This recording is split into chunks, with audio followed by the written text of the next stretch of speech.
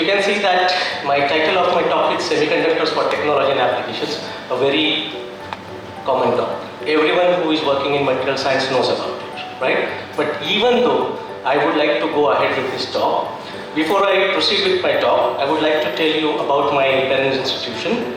I am from University of Mumbai, and University of Mumbai initially was known as University of Bombay. Is the very old university which was established in 1857 along with the University of Kolkata and University of Madras. If you see, then this is the only university in India which is having the largest geographical area under its jurisdiction. It is around 600 kilometers away and it covers almost 5 districts. So Thane, Ratnagiri, Sindhudurga, Mumbai and Raigad. So we are catering education more than 800,000 students per year, right? And Mumbai University gives them bachelor's degree, master's degree as well as PhD degree. If you look at the NAC accreditation, so we are reaccredited as A++. ANRF ranking of our university is 61st in 2024 year and 18th in the state university categories. Mumbai University is getting funding. Mumbai University is having its own funds as well to proceed with the research. But along with our own funding, we are getting funding from DST ACRB, DST FIZ, DST PUSA, DST USHA, DST PERS, DRDO, etc. And we are having active research collaborators, University of Technology Troy, Harvard University, Carnegie Mellon, Cardiff University and so on. We are having active MOUs with UTT, Illinois University and some national institutes as well. And from last 5 years we have published papers more than 1500 and you will see that the patents which are published from last 5 years are more than Indian patents which are published are more than 100. Now, since I told you that University of Mumbai is a very old university, under the occasion of its 60th celebration, University of Mumbai received a grant of 100 crores from the center and under the UGC. And then with this grant, Mumbai University has established a nanoscience center in its Kalina campus. Mumbai University is having multiple campuses and more than 250 acres of land Mumbai University is having. All campuses are located at different locations. So this particular building is built in Kalina campus of Mumbai University. Kalina campus is very much close to our Mumbai airport. So this particular center is having class 100 clean room facilities. Then we do have some state-of-art characterization facilities. We do have some material synthesis possibilities. Now, having collaborations with Mumbai University is unique because you will see that it is located in Mumbai itself. Second thing is that Mumbai University is surrounded by almost all known institutions like IIT Bombay, then IISc, TIFR, etc. Now, in this center, I do run one laboratory. The laboratory is called as Laboratory for Advanced Materials, Devices and Applications. This is my own lab, and what we do at this lab is that we try to synthesize some materials. The materials are mainly oxides and nitride materials. We synthesize thin films, nanostructures by using pulse laser deposition. And we try to understand how the materials grow, and we try to see that what can be the characterization, suitable characterization to go ahead with these materials. Now, again, come back to the topic, semiconductors, backbone for all technologies. Now, again, you will see that this is again a unique title. It is not having something specific. But if you look at this, then you can see that semiconductors are almost playing a very important role in having these functional materials, right? So, if you look at the history of semiconductors, then you will see that semiconductor generation 1, semiconductor generation 2 and semiconductor generation 3 is going on, where semiconductor generation 1 was elemental semiconductors, semiconductor 2 is composite semiconductors and 3 is also composite semiconductors, but the difference is that one is small band gap and the other one is going to be a large band gap, right? Now, if you try to look at these semiconductors, why semiconductors are so important? So, if you try to look at these semiconductors, then starting from low power devices to high power devices, all these devices are made up by semiconductors only, right? So, everything, whatever we are using, we are operating, everything is having its, semiconductors are going to have its own important task over here. Now, if you look semiconductors very carefully today, then of course, today semiconductor is controlling the market, right? Second is that future, of course, yes, whatever is going to be there, who is making silicon chips or who is going to make the chips is going to rule the future. Designing and challenges are also going to be there. This is some figures expected in 2020-30 and semiconductor production, who is going to lead the market. Now, if we look at these semiconductors, then in 2022, India also launched a mission which is called as India Semiconducting Mission. Now, India Semiconducting Mission is divided into 4 subgroups: semiconductor fabs, display, ATMP and DI, right? So these are the things which are actually discussed in these missions. These missions are going to have their meet after every 6 months. Now recently you will see that the mission which was the meet which was there in 2023 was focused on infrastructure and supply chain issues. So during this mission, during this Semicom talk, almost all researchers as well as industrialists came together and they discussed that if really India wants to go for this mission, what are going to be the challenges for the country, in front of a country. So starting from supply chain ecosystem, India is facing a problem, and during this meeting it was discussed that how to resolve the problem. Second meeting was happened recently in June, July, and you will see that in that the dependency of importance, where you will see that still Semiconducting India mission is having a problem. And why is this? Because India heavily relies on semiconductor imports. Now what are these? These are nothing but the high purity materials, semiconductor grade chemicals, as well as the technologies which are widely used to grow the semiconductors, right? Now if you try to look over here, then what we have to do is that we definitely have to develop something, we definitely have to produce something at our own level so that we can actually go ahead with the India Semiconducting Mission. So over here, I think that the plasma laser ablation chamber which we have designed based on our experience may play a role. Now, again, in semiconductors we are discussing about 3-5 semiconductors. Why only 3-5 semiconductors? Because you will see that the 3-5 semiconductors are almost used for telecom infrastructure, military, wired, then SATCOM, others. So you will see that in 2019, the market which 3-5 semiconductors was captured was around $740 million US dollars, and in 2025 it is almost around $2 billion US dollars. Now, starting from 2018, you will say that 3-5 semiconductors started from using into your small devices, and now by 2030 you will see that they will be used for producing high power devices again.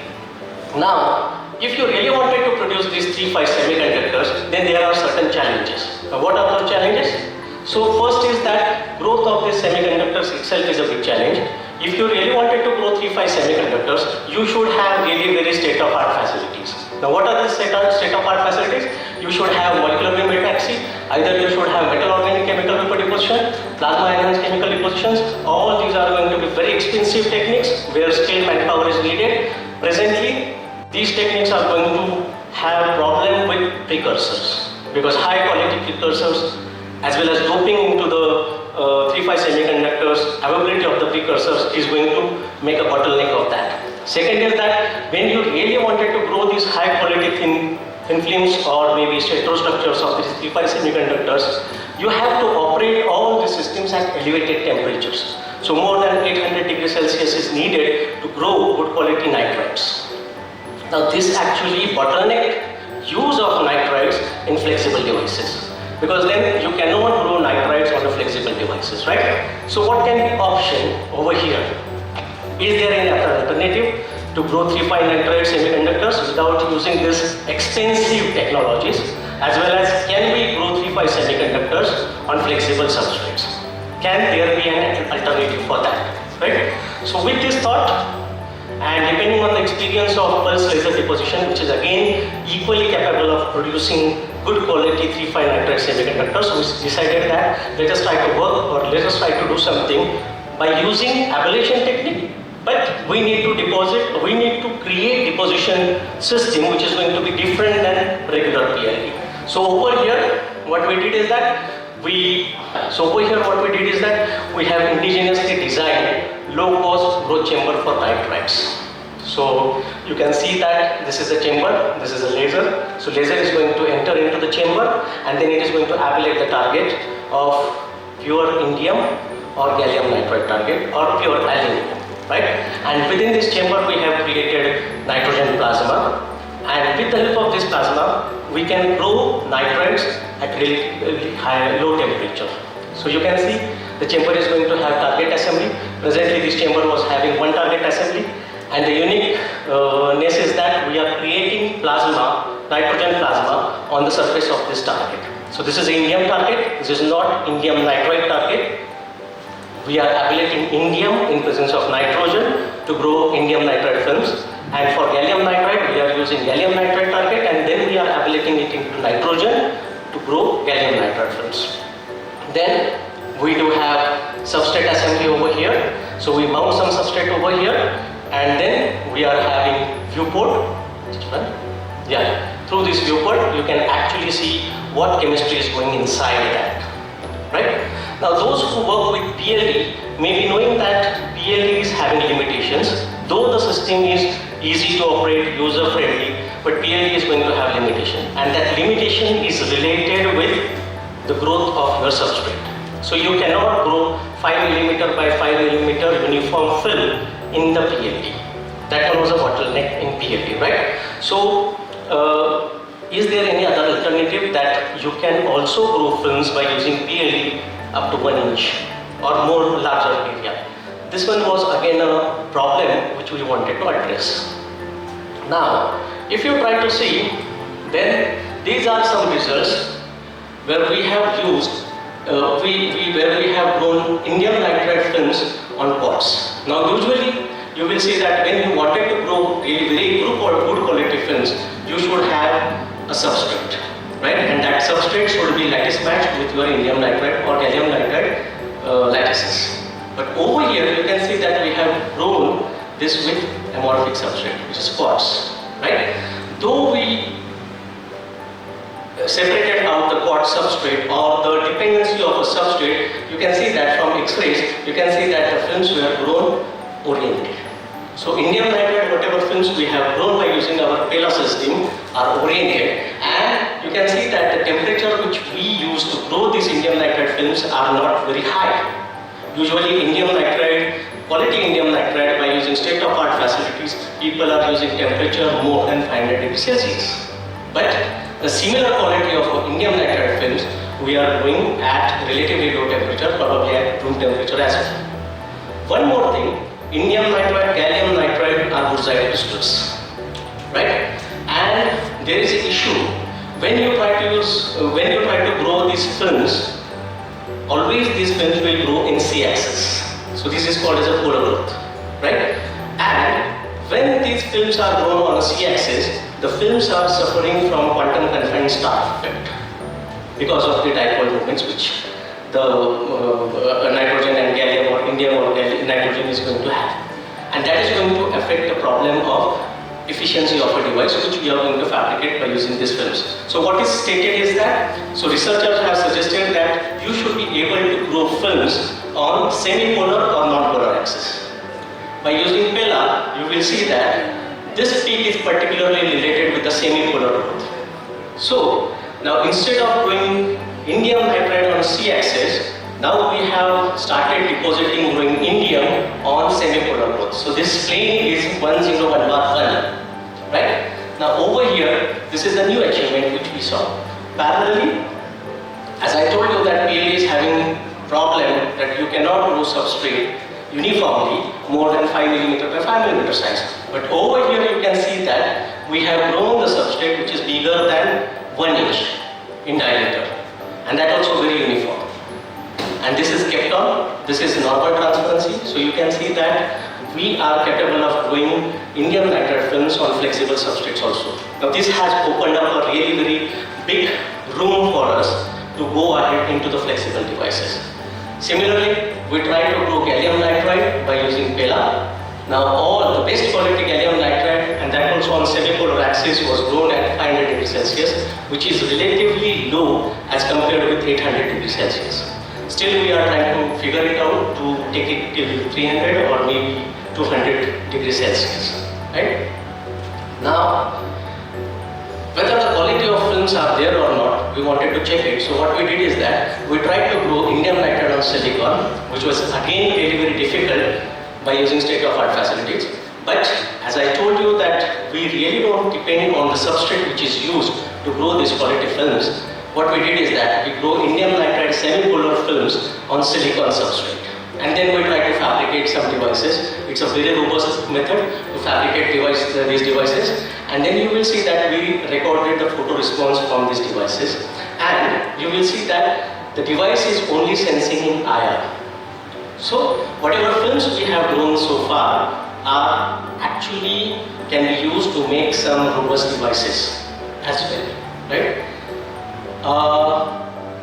Looking at this achievements, we decided that okay, we should upgrade our systems.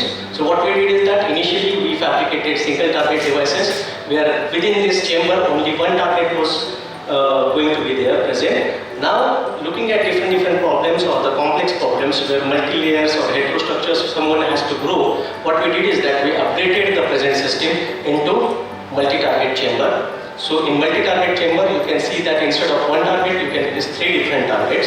And by using this, by doing these modifications, what we can do is that we can actually multiply, we can deposit heterostructures. We can also go for quantum nodes of quantum structures by using this unique deposition technique. Now, along with this, we also explore bilateral semiconductor, which is zinc oxide. So for this, thanks to Anisha, because when my system was not ready, she told me that, okay, why don't you work with zinc oxide by using chemical bath technologies. So we started depositing zinc oxide by using this CVD techniques. So by using CVD techniques, what we did is that we masterized by growing some zinc oxide nano rods, and then by using similar techniques, we tried to bore these rods.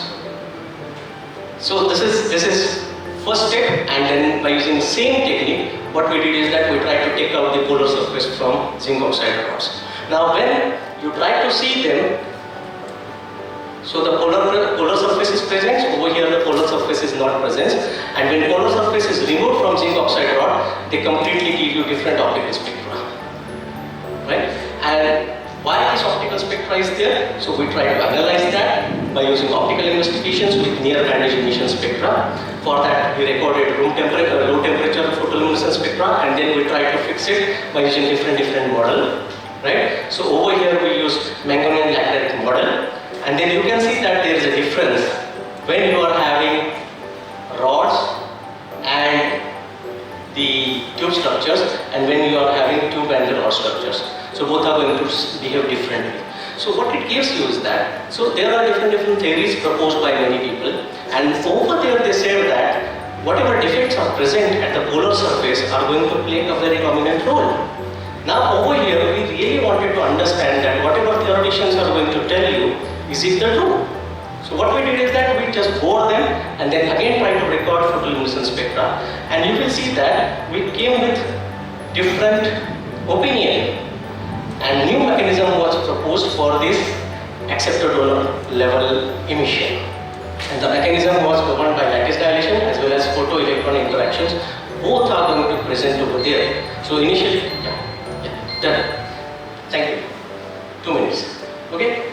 Parallelly, we work with some biochemical sensors because you never know with whom you are going to interact as a student. So what we try to do is that we try to take the commercial carbon electrode, and then we try to modify these commercial carbon electrodes by using some known materials. Why it is so important? Because you need to have biomolecular sensors which are going to be low cost, longitudinal, as well as they are very sensitive as well. So to modify that, we use nickel oxide as well as MOS2. And nickel oxide we try to grow by hydrothermal technique as well as PLD technique, and MOS2 we grow by PLD technique. Over here you will see that these are the characterizations which we did.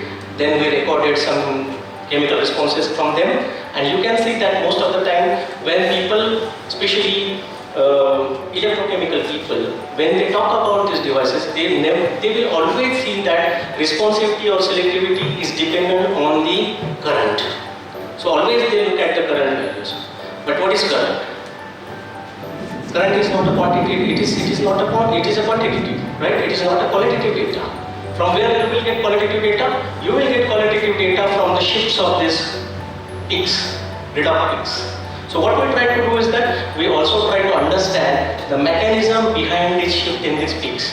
So how the redox as well as oxidation reactions are going to take place.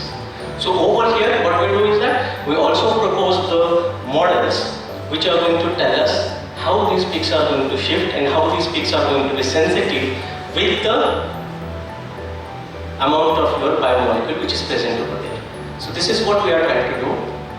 Also, we try to grow zinc oxide and gallium oxide heterostructures. Now why is it so? Because similar like 3-5 semiconductors, zinc oxide is also having Burzide structure, and since it is having Burzide structure, it suffers from quantum confined star effect. If you really wanted to address quantum confined star effect, what you have to do is that either you grow films on semipolar or non-polar facets, or maybe you grow epistructures. So what we decided is that to address this issue, we started growing zinc oxide and gallium oxide multistructures. And over there, we try to propose some models about the growth of gallium nitride on zinc oxide or zinc oxide on gallium nitride. Then we try to see the difference in between them. So this is the photoluminescence spectroscope. So this is a PL, and you can see that if you try to change the zinc oxide layer in between, which is trapped in between or which is sandwiched in between your gallium, it plays a very important role. So rather than giving a very band spectra, now you are having a very confined spectra, right? So if this is the case, then again what we did is that we tried to fabricate a simple device, and now this device started detecting pure UV light.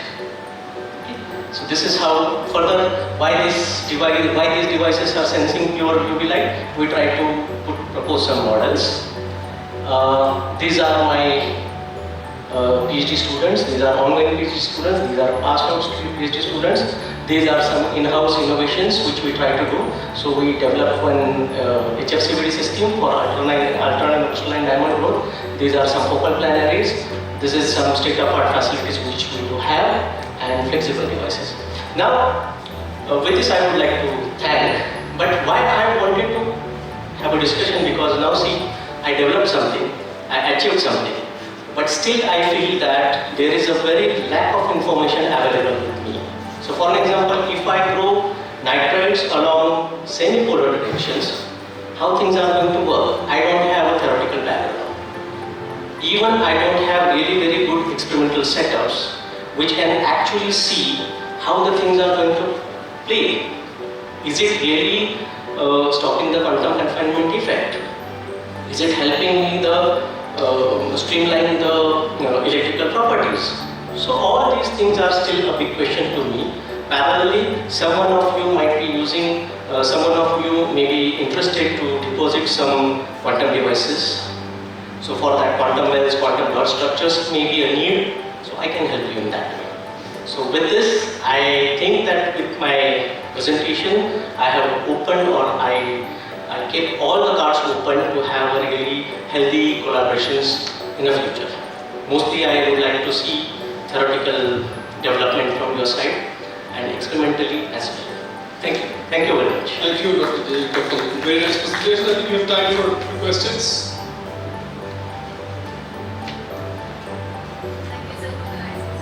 Thank you. I have a question regarding that gallium indium nitride, right? So, do you have any morphological data like CEFIPRA or like a 10? And I was wondering, trying to give the example, because you have only one kind of a plane, that is 100 plane. No, only see. And all other things are. This is the morphological data. Yeah. This is the EFM images which are recorded on your indium nitride film. films. Have you Yeah. confirmed this with the team? This is actually confirmed. Indium nitride phase is confirmed by using XPS as well. Okay. So this is already a published paper. I didn't put the reference over here. But if someone really wants to go with the deeper understanding with what we are doing, maybe you can come to me and then we can I can share you what I have achieved. I was like wondering, like, as you mentioned about the quantum confinement, but have you done with the No, this is what increase of layer? How many number of layers has been deposited with the time or yeah, this is what we are doing. But again, what happens, you know, that to see the quantum confinement effect, what you have to do is that you have to go for the well structures, right? And still we have not done that. Now this is very new results which I am sharing with you. Now I am entering into the second phase where I will be depositing multi-structures. Now if someone is interested to understand that, if someone is going to have really very good characterization facilities, I can share my films with them. Or maybe we can go jointly together to do that research. So this is what I wanted to have.